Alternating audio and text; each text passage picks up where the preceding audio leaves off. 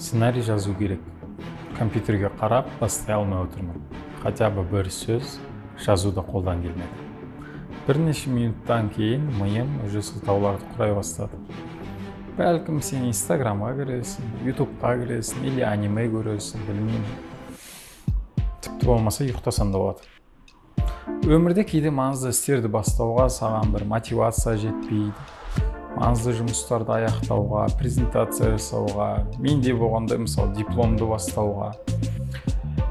Ми осы кезде әрқашанда сылтаулар іздей бастайды. Негізгі адамның екі ақталғана хотелкасы бар екен.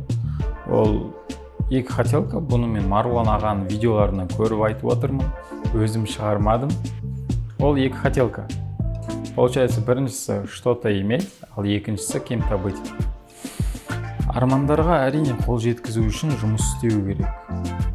Менің жағдайымда сценарийлер жазу керек, қызықты видео контенттер түсіру керек, и оны постоянно сіздерге көрерменге жіберіп отыру керек.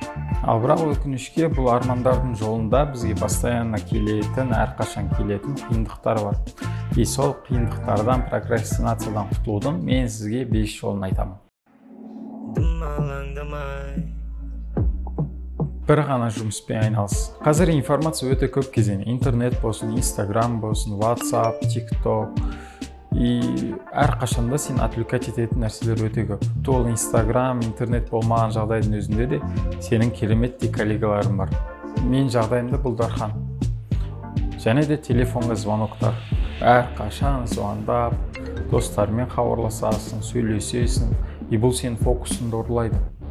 Және де белгілі бір затты аяғына дейін жеткізу үшін многозадачно сен жақсылық алып келмейді.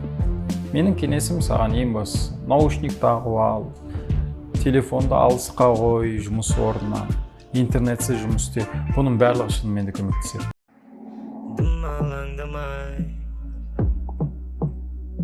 Екінші нәрсе бұл уақытылы демалыс. И не важно сен қанша жұмысың бар, қанша шаруаң бар, аптасына бір уақыт тауып сен тауға келу керексің. Осындай жерлерге келіп демалу керексің. Перезагрузка. Как компьютер ретінде өзіңді көретін болсаң, постоянно жұмыстан шаршайсың. Перезагрузкадан кейін компьютер қалай тез жұмыс істесе, сен де дәл солай тез жұмыс істейсің. Ең бастысы демалып тұру керек. Демалыс сенің дисциплинаны точно 100% көмектеседі. Жай ғана баста. Бұл кеңес сені бір жерде тұрып қалудан сақтайды. Мысалы, маған айтатын болсақ, мен өзім YouTube ашам дегеніме 2 жылдан асты. Әне ашам, міне ашам, камерам жоқ, звук жоқ, жарық жоқ, монтаж жасап үйренейін, компьютерім көтермейді. И бұл сылтаулар өмір таусылмайды екен. Бұл сылтаулардан негізгі шығуымның жолы қиындатпауда болды. Ең бастысы, басында қалай бар, тупо бастай бер. Уақыт өте келе, ол заттардың барлығы айтады ғой, андай көш жүре келе түзеледі дейді. Және де Вуди Алленнің керемет сөзі бар. Егер жиі фильм түсіре берсең, кейде бір үздік фильм шығады. Дәл қазіргі моментте маған жай ғана көбірек ролик шығару керек. И қиындатпау керек. Сіздер де қиындатпаңыздар.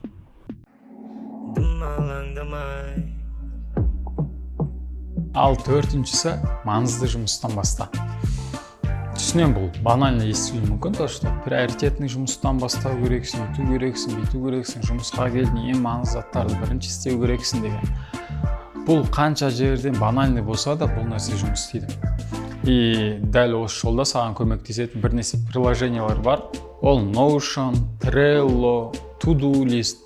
Или тіпті ондай заттар болмаса, мен сияқты ақпараттан өзінің жеке чек-листін жасап алсаң да болады.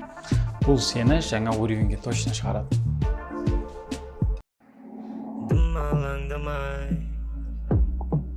Бұдан кейінгі 5-ші. Сен авторсың. Әрине бұл жағдайда әрқашан біз сыртқы және де ішкі факторлар бар. Көбінесе адамдар или сылтаулар іздейді. Жай ғана пример ретінде экзаменге кірдіңіз. Сіз экзаменнен шыққаннан кейін айтуыңыз мүмкін, то что ой, бізді экзаменатор қатал болды, қиын сұрақтар келді, анау-мынау. И бұл сізді ответственностьтан алып тастайды. Сіздің жауапкершілігіңізден полный алып тастайды. И біреуді кінәлап әрқашанда жеңіп. Ал егер ол сіз дәл ондай жағдайда өзіңізге көбірек сұрақ қойған кезде, мен ол жағдайдан қалай шығатын едім? егер мүмкін қиын сұрақтар болса мен не істеу керекпін деген сияқты. Сондықтан әрқашанда біреуді кінәлау бұл ең жеңіл жол. Біреулерді кінәлай бергенше өз өміріңді өз қолыңа ал. Сен жай ғана авторсың. И бұл сенің өмірің. Сіздермен болған Алмат мырза. Егер де осы видеоролик ұнаса, кеңестерім ұнаса, лайк басыңыз, комментарий жазыңыз. И бұл форматта қазақша контентте ешкім түсіріп жатқан жоқ. Егер де дәл осындай форматтағы видеороликтарды көбірек қаласаңыз, мені қолдап отырыңыздар. Жақсы, қош, сау болыңыздар.